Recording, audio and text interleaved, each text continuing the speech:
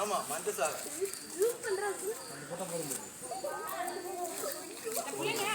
Pipe போடு pipe pipe 5 அடி மேல இருக்கு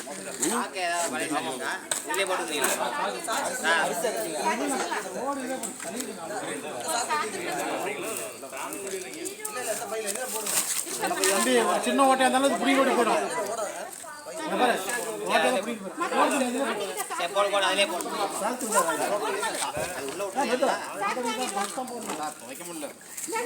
ஓட்டம் தான் பிடிக்கிட்டு போயிடும்.